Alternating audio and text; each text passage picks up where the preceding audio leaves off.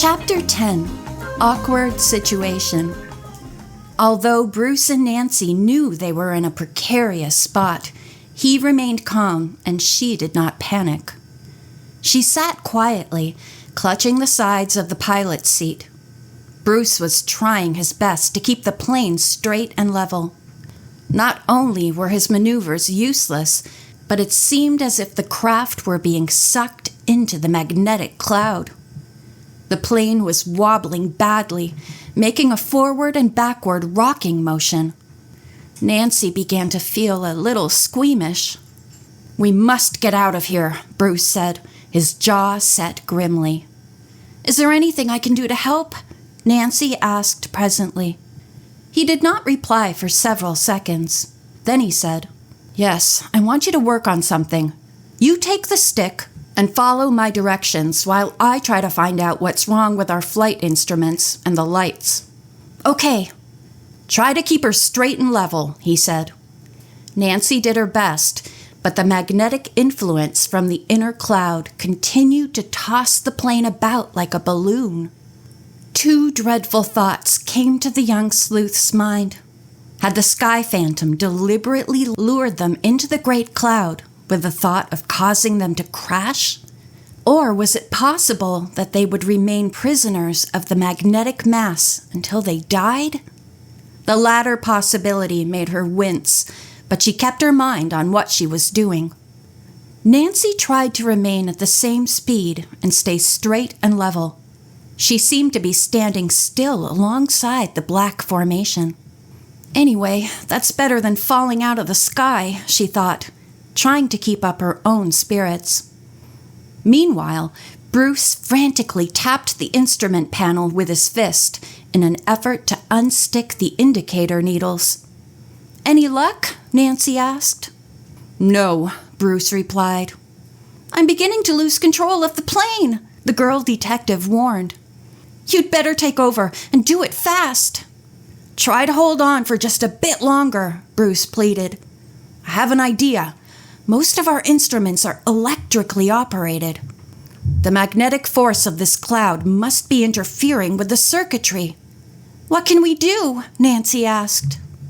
"A couple of our flight altitude instruments have an alternate source for operation," the apparently calm instructor declared. "It works on a vacuum system rather than an electric one." Bruce leaned forward and located the selector switch. He quickly turned it clockwise to where the selector dial was marked vacuum. Nancy watched the panel with relief as the gyro compass and artificial horizon suddenly came to life and then stabilized. A second later, her instructor took over the controls. "We're out of the cloud!" Nancy cried gleefully. "To tell you the truth, Bruce, I was never more frightened in my life. I really thought this would be the end for both of us." Her teacher looked at the girl and said, "One thing you must never do in a plane when you're in a tight spot is to panic. Instead, assume that you are master of the situation and that you'll get out of your predicament all right." Nancy nodded. "I'll try to remember that, but you have to admit this was really scary." "Yes," Bruce conceded. "But during the years you'll be flying, you'll be in many ticklish situations. You must be ready for every one as it comes along." As they flew toward the Excello School, Nancy wondered whether or not she had actually learned more about flying or about the attitude one should have in order to be a good pilot. After she taxied to the main building to report on her lesson, Nancy told everyone about the magnetic black cloud inside the Great White One. Everybody standing around was amazed to hear of the vapory giant and lion that had nearly devoured the pair. One of the pilots chuckled and said, "It sounds like a fairy tale." "But it's true," Nancy said. Others in the room began to tease Bruce and his pupil, admitting that they thought the couple were trying to spoof them. An Indian mechanic at the field, who had been seated in a corner of the room, now got up from his chair and walked forward. "Bruce is telling the truth," he said. "My grandfather said that the big cloud is bewitched. Sometimes fire shoots out of it. All eyes turned in the Indians' direction. The pilots agreed that perhaps there was something to the story after all.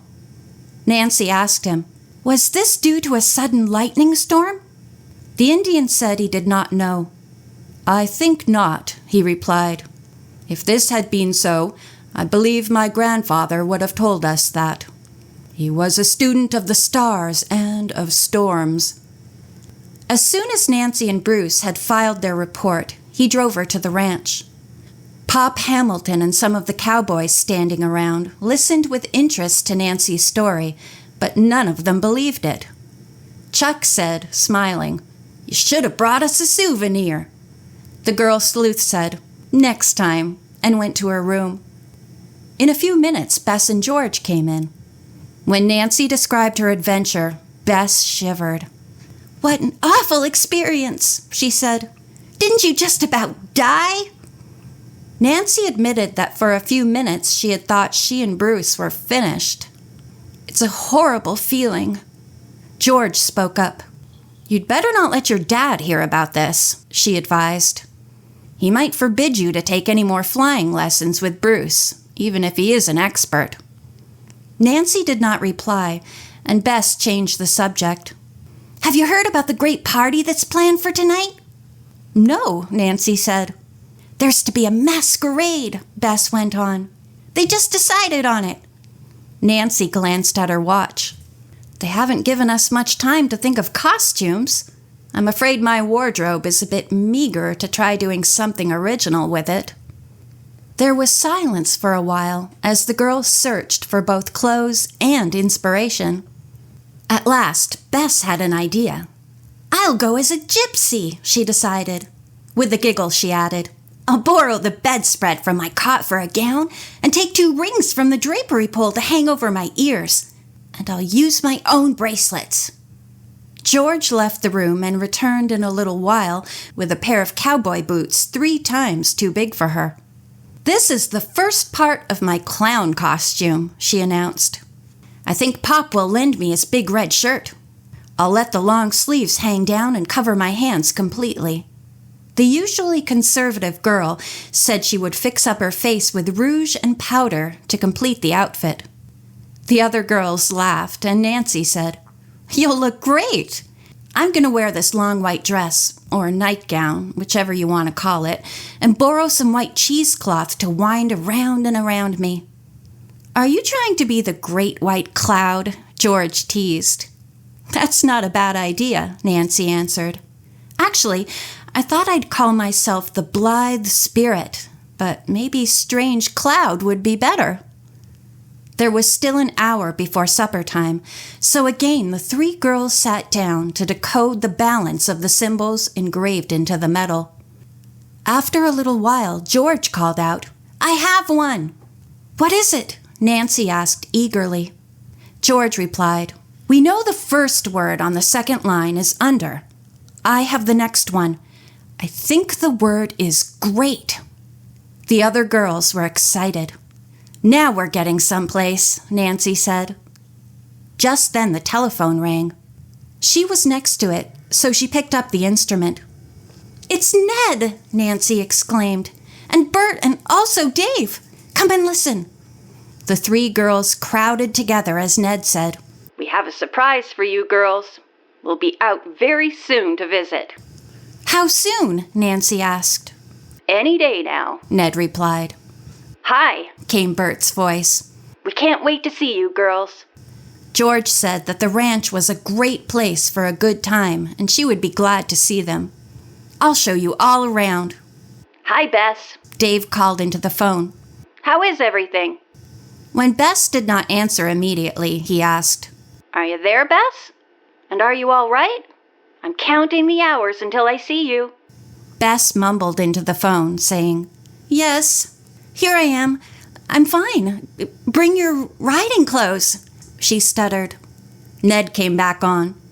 "Can't talk any longer. Our 3 minutes are over." He hung up, and so did Nancy.